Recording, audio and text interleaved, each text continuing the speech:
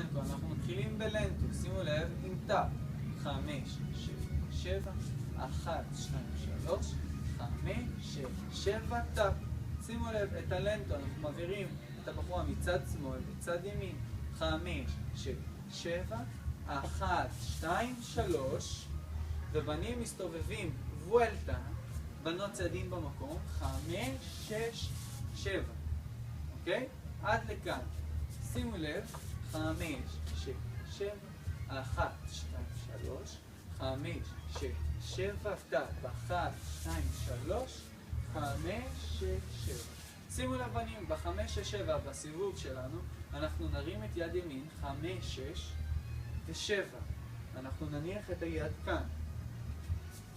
שימו לב, 1, 2, 3, 5, 6, 7, היד כאן. אנחנו יוצאים לאקסיבלה. 5, 6, 7. למטה ולמעלה. 5, 6, 7. בשבע אנחנו משנים אחיזה.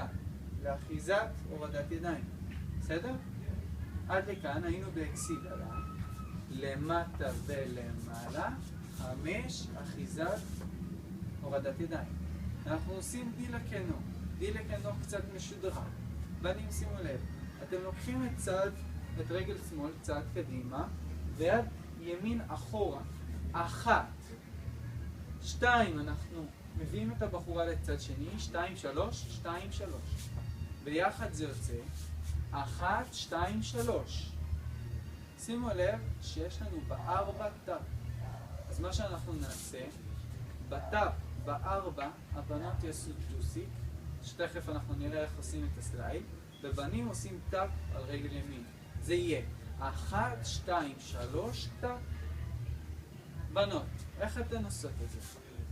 אתן דורכות באחת על רגל ימין, ימין, שמאל, סלייד, טאפ. אז יש לנו, תמר תעשה את הצעדים ואני אעשה אותם עם הספירה. 5, 6, 7, 1, 2, 3, טאפ. וביחד זה יוצא 1, 2, 3, טאפ, 5, 6, 7. בשבע מחליפים ידיים. מושכים את הבחורה מכאן, מהטאפ. 5, 6, 7. ואנחנו יוצאים לרופא.